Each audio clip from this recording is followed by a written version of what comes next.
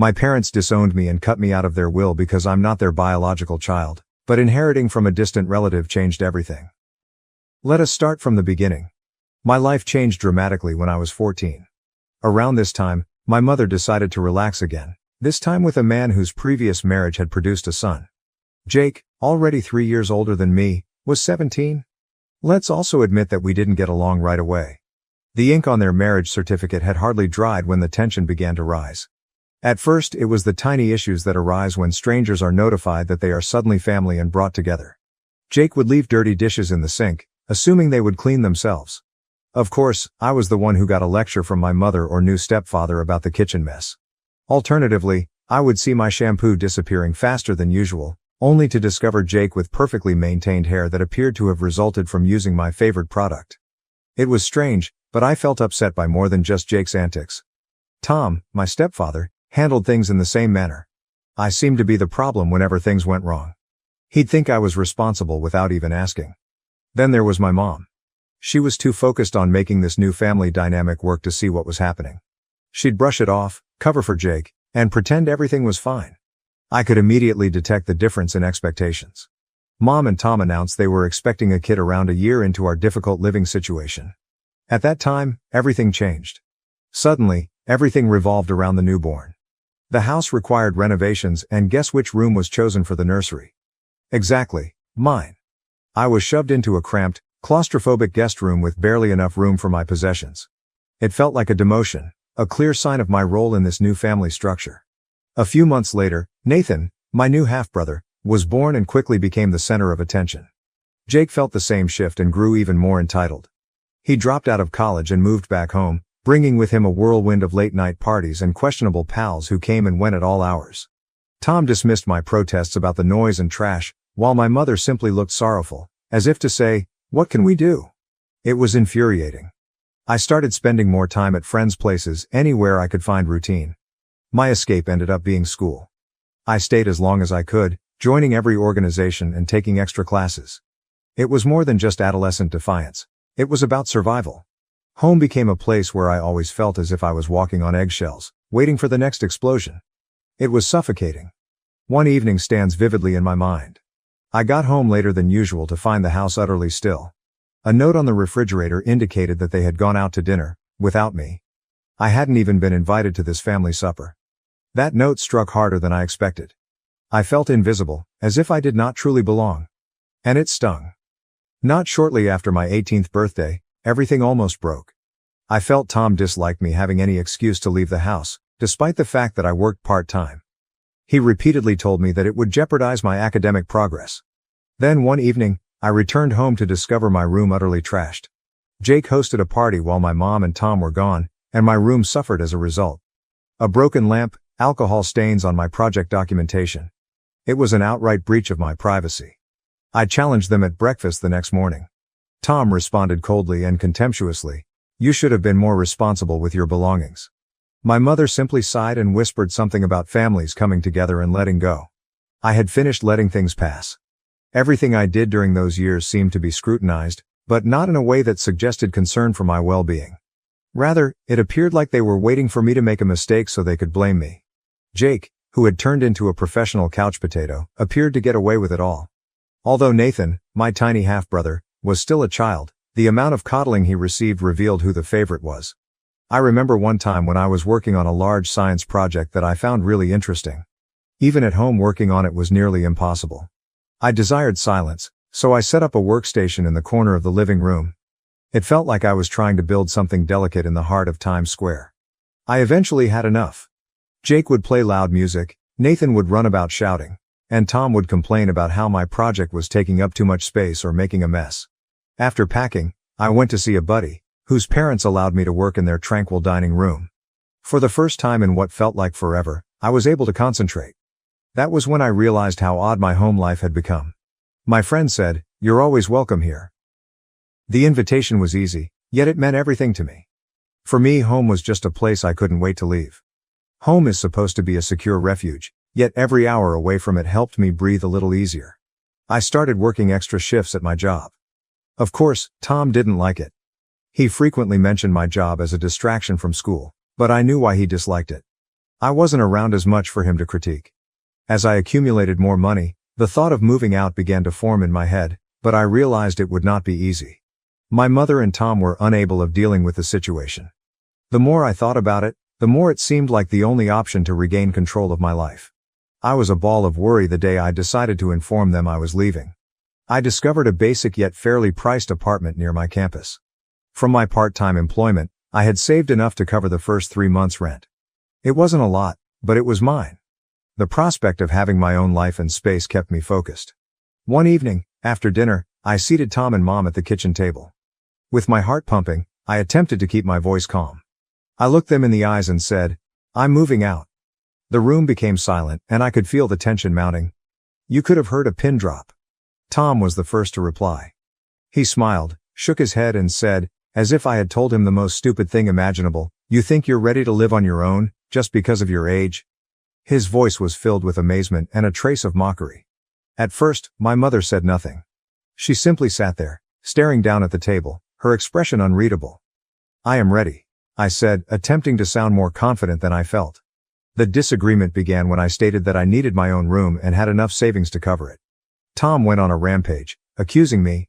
I was selfish, unappreciative, and tried to avoid my responsibilities at home. "He looks up to you, you know?" he continued, attempting to guilt me into leaving Nathan behind. As if that were enough to keep me in a hazardous atmosphere. My mother's response was calmer, but no less devastating. She did not dispute with me, like Tom did, nor did she attempt to stop me. She only continued to complain, saying things like, "Families stick together, and you'll regret it if you leave."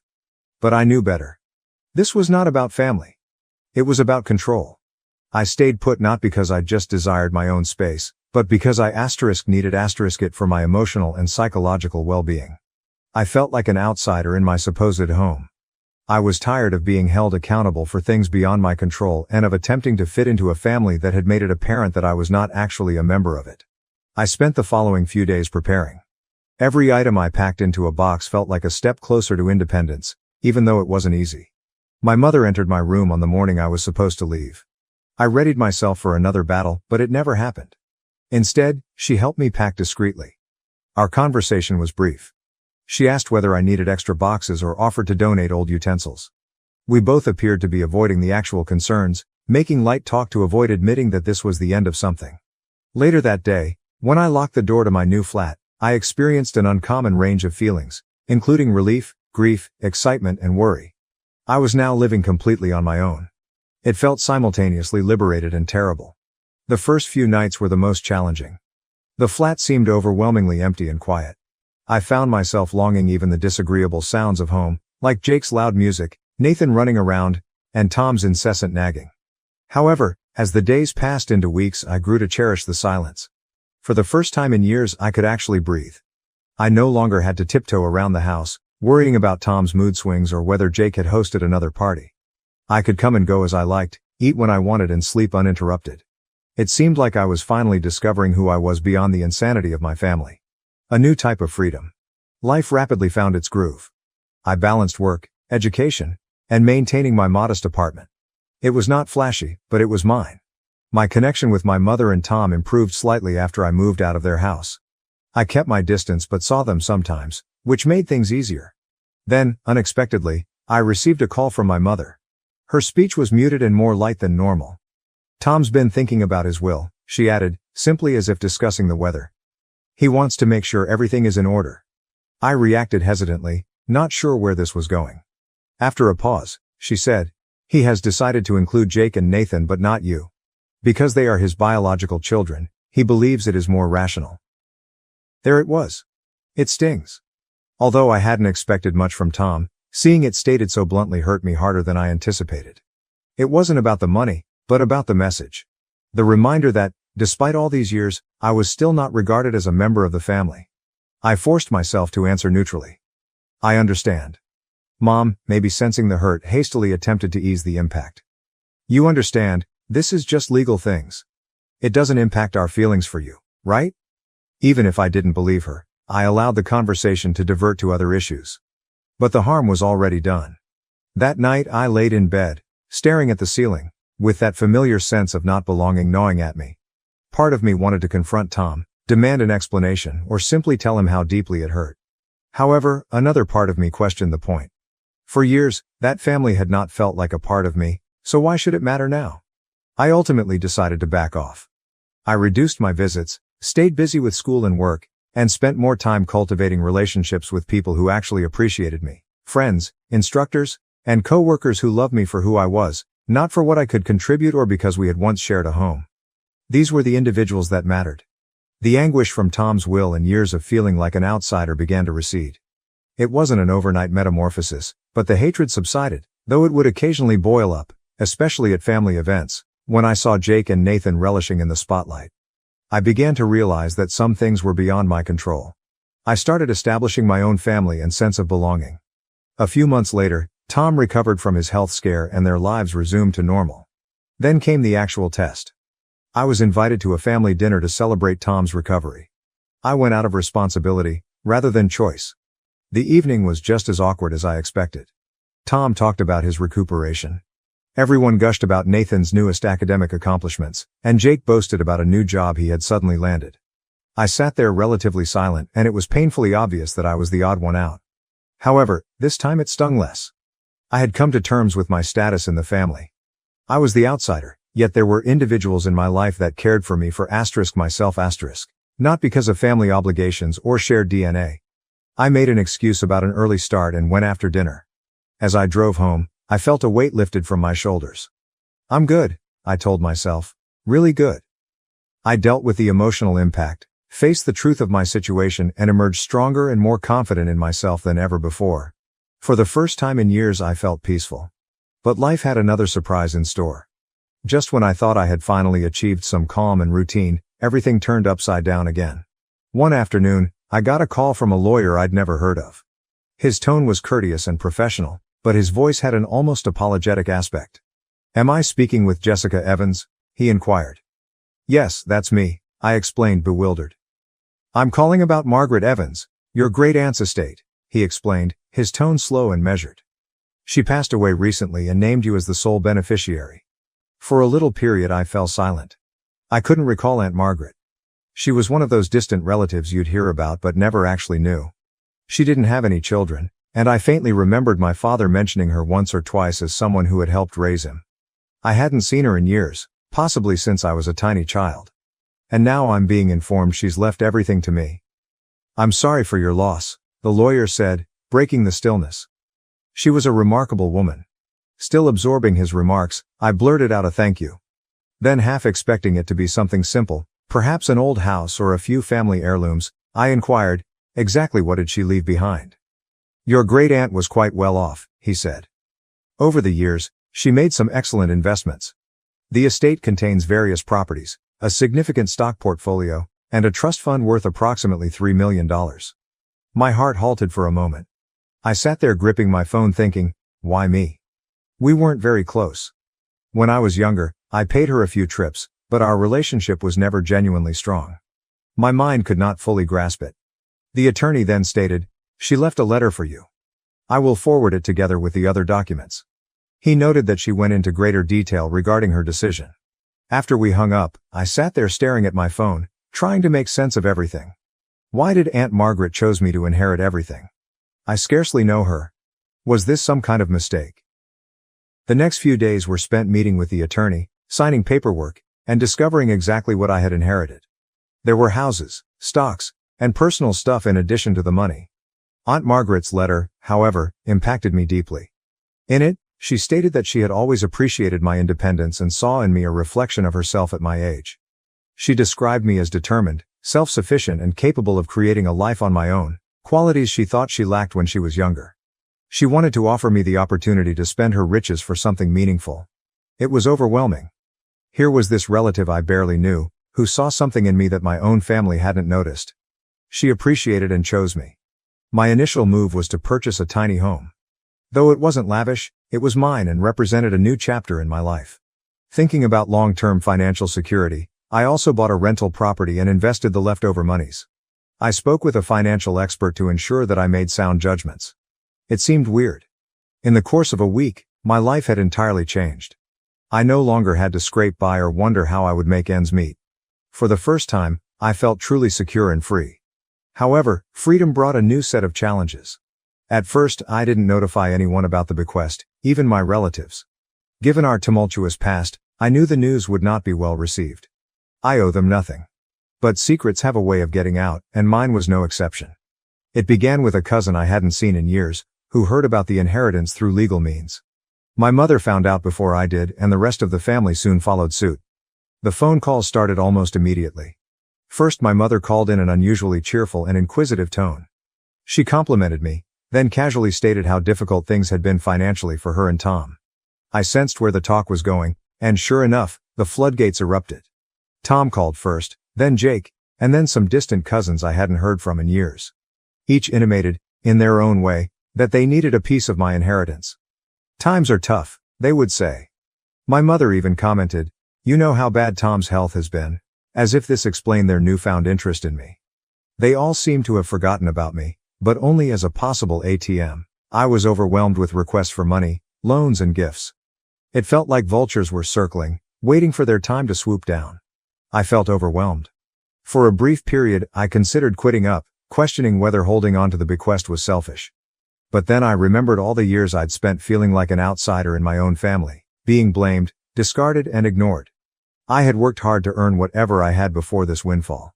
I had gotten it through college on my own without their help, and now that I had some stability, they wanted to take it away. When I was struggling, none of them volunteered to help. When my mother eventually inquired why I hadn't told her about the bequest sooner, I found the strength to reject the guilt and manipulation. I softly but firmly explained to her that our separation was both emotional and physical.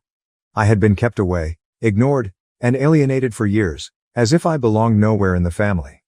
This inheritance allowed me to live on my own, without relying on anybody else. It is my life, I assured her, and I must live it in my own manner. I apologize if this offends you, but right now I need to act in my best interests. The outcome of that conversation was worse than I could have predicted. Mom accused me of being arrogant and inconsiderate. Tom interjected, chastising me about how families should treat one another. Nonetheless, I stood my ground. Over time the calls got less frequent, and the demands for money ceased when they understood I would not give in. It was challenging, but extremely necessary. I had realized a sad reality about family. Sometimes the people you trust the most are the ones who bring you down. Knowing that I had protected myself brought me calm. Finally, I decided not to let them dictate my life. This inheritance was about taking control of my own destiny and, more importantly, gaining the ability to live my life on my own terms. My communication with them became strained, but I'd become accustomed to it. Their approval was no longer required, and I was not bound to offer them anything. I had friends, mentors, and people who actually cared about me, not because of familial obligations, but because of who I was. The big surprise came from an unexpected source. My younger half-brother, Nathan. I unexpectedly received a clumsy handwritten note from him. "I'm sorry for asking for money. I miss you," he wrote in his untidy handwriting. Though little, this step meant a lot to me. Nathan, barely 14, was reaching out in his own way. After that, we started texting. Little conversations about his school and interests, nothing too serious, but it was something. It was the start of a modest bridge between us, even though I wasn't optimistic about reconciling with the rest of the family. I was creating a life for myself, free of need on anyone else. For the first time in years I felt completely free. However, the impression of tranquility was fleeting. Just as I thought things had settled down, my mother contacted me again a few weeks after Nathan's letter. This time, she wished to talk things over. I could tell this wasn't going to be a chat about reconnecting or finding common ground, so I agreed to see her in public in the hopes of keeping things nice. We met at a nearby cafe and the vibe was unsettling from the start. She rarely inquired about my life or how I was doing. Instead, she got right into how difficult things had been financially since Tom's health crisis and how Nathan's private school fees were stacking up. I sat there, listening, feeling like an outsider in her list of troubles. It quickly became evident why she had requested to meet. She also added that they were thinking of upgrading the house and that she really needed a vacation to relieve her stress. It was clear she was not there to heal our relationship. She was there for a single reason. Finally, I could not stand it any longer. I cut through the tension, saying, "Mom, just get to the point." She looked me in the eye and said, without hesitation, "I expect you to write me a check for $1 million. I nearly choked on my coffee. "Excuse me?" I asked incredulously. She did not waver. "It is only fair. Technically, since it came from your father's side of the family, all of that money should have been mine. I was shocked. Her entitlement and audacity were astonishing. She sat there, casually demanding $1 million as if it was her birthright. I said bluntly, trying to keep my voice steady, "I'm not giving you $1 million." Her tone moved from entitled to plain angry, and her expression became severe. "You have always been unappreciative of everything we've done for you," she told us. Her remarks painted me as a criminal for not turning her the money she claimed she was owed. Without turning back, I paid the money and left the cafe. It still surprises me that my own mother attempted to guilt me into giving her money to which she had no right. What followed was even worse. A few days later, my mother started circulating rumors. She informed everybody who would listen that I had stolen the inheritance, saying it was rightfully hers, and accused me of hoarding it out of greed.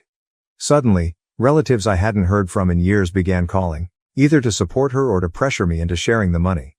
The hypocrisy was staggering, especially given that Tom had omitted me from his own will because I wasn't family. Even Tom got involved, writing me a long guilt-ridden text about how I needed to consider the family and make more inclusive decisions. I reacted in a single sentence. "You didn't include me in your will because I'm not family, remember?" That shut him off for a while. But the drama did not end there. Things got heated when I received an official-looking letter in the mail. To my amazement, my mother was suing me. Yes, you read that correctly. She was suing me for a share of the inheritance, claiming that as my father's widow, she was entitled to a large amount of the money. I was stunned.